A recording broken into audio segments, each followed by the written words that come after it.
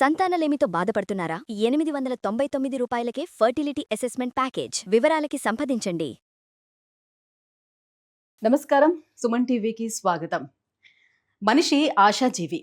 ఈ రోజు కన్నా రేపు బాగుండాలని కోరుకుంటాడు. ఈ నెల కన్నా వచ్చే నెల బాగుండాలి, ఈ సంవత్సరం కన్నా వచ్చే సంవత్సరం బాగుండాలని ప్రతి ఒక్కరూ కోరుకుంటూ ఉంటారు. ఈ నేపథ్యంలోనే కొత్త సంవత్సరం ప్రారంభమైందంటే కొత్త ఆశలు, ఆశయాలు, కొత్త కొత్త ప్రారంభాలతోటి మొదలవుతూ ఉంటుంది అందరి జీవితం.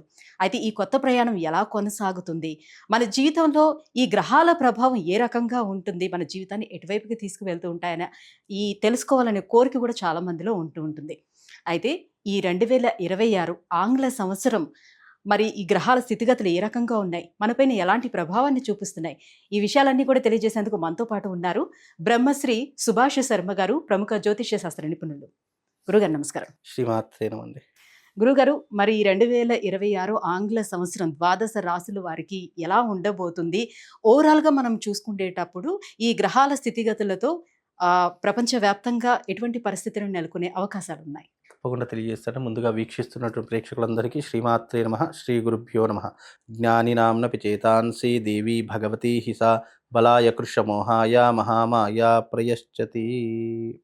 ఓవరాల్గా మనం చూసుకున్నట్టయితే ఇది రాబోయేటటువంటి కొత్త సంవత్సరం పరాభవ నామ సంవత్సరానికి సంబంధించినటువంటి గ్రహకుండలి. ఈ గ్రహకుండలిలో కనుక చూసుకున్నట్టయితే ఈ సంవత్సరం మనకు 4 గ్రహాలు చంద్రుడు, కుజుడు, బుధుడు, రాహుతో కలిసి ఈ సంవత్సరము ప్రయాణం చేయడం జరుగుతూ ఉంటుంది. అలాగే ఇక్కడ చూసుకున్నట్టయితే రవి, శుక్రుడు, శని ఈ 3 గ్రహాలు కూడా మీనరాశిలో సంచరిస్తూ ఉన్నాయి. సింహరాశిలో కేతు సంచరిస్తున్నాడు. అలాగే మిథున రాశిలో గురువు సంచరిస్తూ ఉన్నాడు. గురువు దాదాపుగా 2వ తారీఖు 6వ నెల అంటే జూన్ 2వ తారీఖు వరకు గురువు మిథున రాశిలో సంచరిస్తారు. మిథున రాశి నుంచి కర్కాటకంలోకి జూన్ 2వ తారీఖు రోజున ప్రవేశం చేయడం జరుగుతుంది. అంటే ఆల్మోస్ట్గా జూన్ 2వ తారీఖు వరకు ఈ సంవత్సరం ఏ ఫలితాలు ఉన్నాయో వచ్చే వాళ్లకు కూడా నెక్స్ట్ ఇయర్ జూన్ వరకు అవే ఫలితాలు ఉంటాయి. కానీ జూన్ తర్వాత గురువు ఒకటి మార్పు చెందితే ద్వాదశ రాశుల ప్రభావాలన్నీ కూడా మార్పు చెందుతూ ఉంటాయి.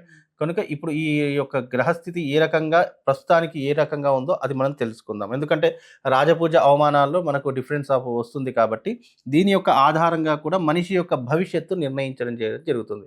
అంటే ఈ యొక్క గ్రహస్థితి ప్రకారంగా ప్రపంచవ్యాప్తంగా, దేశవ్యాప్తంగా ఏ రకమైనటువంటి విపత్తులు వస్తాయి, ఎలాంటి రకాలైనటువంటి సమస్యలు మనం ఎదుర్కోగలుగుతాము.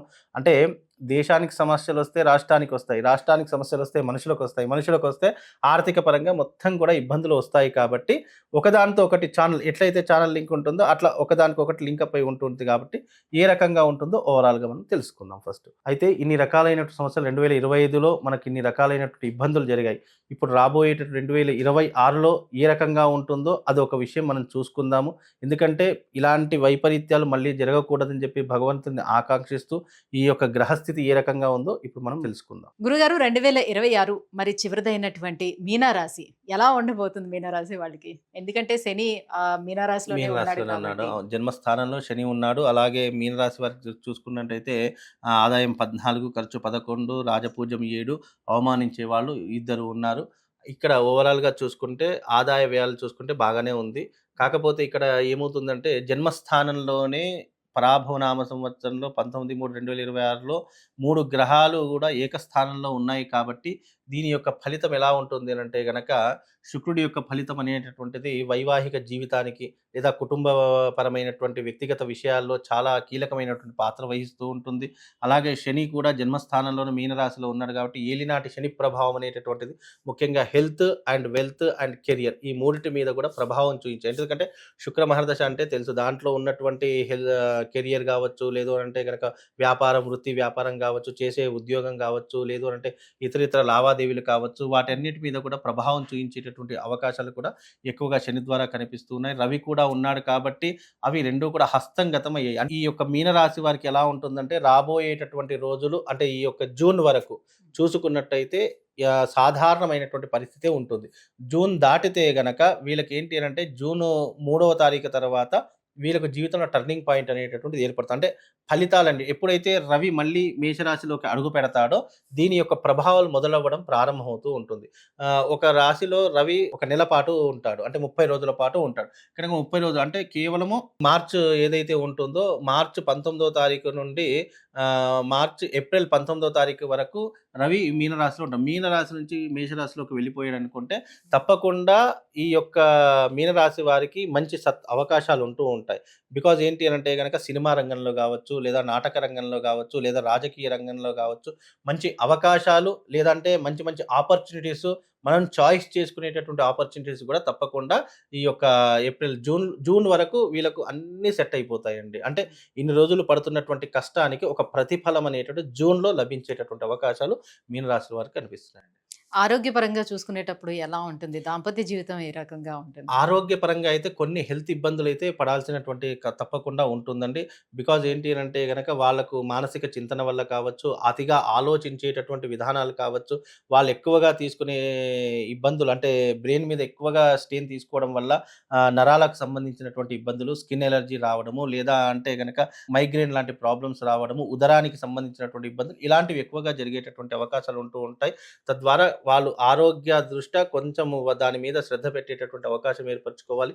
అలాగే మీనరాశి వారికి శుక్రుడు కూడా ఉన్నాడు కాబట్టి రాజకీయ రంగంలో చూసుకున్నా, సినిమా రంగంలో చూసుకున్నా మంచి సత్ఫలితాలే ఉంటాయండి. గురుగారు, ప్రస్తుతము మీనరాశి వారికి గురువు చతుర్థ స్థానంలో ఉంది. జూన్‌లో కూడా పంచమ స్థానంలోకి వెళ్తుంది. చతుర్థ స్థానంలో ఉన్నప్పటికీ కూడా వాళ్ళకి గృహయోగం ఎంతవరకు ఉంటుంది? పంచమ స్థానంలోకి వస్తే ఎలా ఉంటుంది? పంచమ స్థానం గురు సంచారం అనేటటువంటిది యోగదాయకమైనటువంటి స్థానం.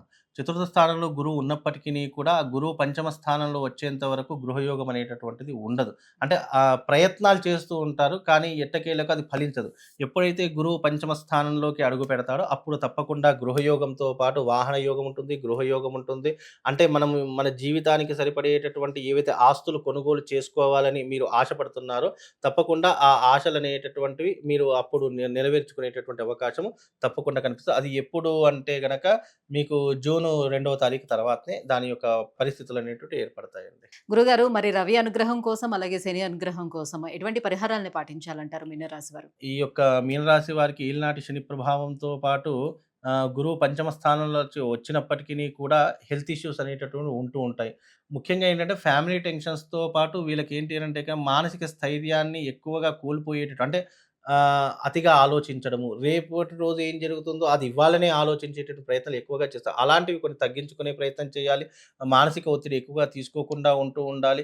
ముఖ్యంగా ఏదైనా ఆస్తులు కొనుగోలు చేసుకోవాలి అనంటే గనక దానికి ఇప్పటి నుంచే సేవింగ్స్ అనేటివి చేసుకునే ప్రయత్నం చేసుకోవాలి.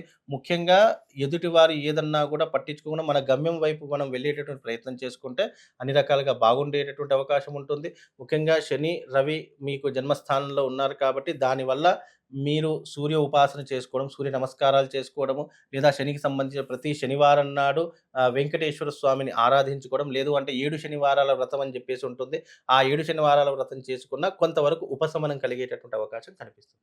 గురుగారు, 2026 ద్వాదశ రాశుల్లో చివరిదైనటువంటి మీనరాశి వారికి ఎలా ఉండబోతుంది? ఎటువంటి పరిహారాలని పాటించాలి? ఈ అంశాన్ని తెలియజేసినందుకు ధన్యవాదాలండి. శ్రీమాత్రే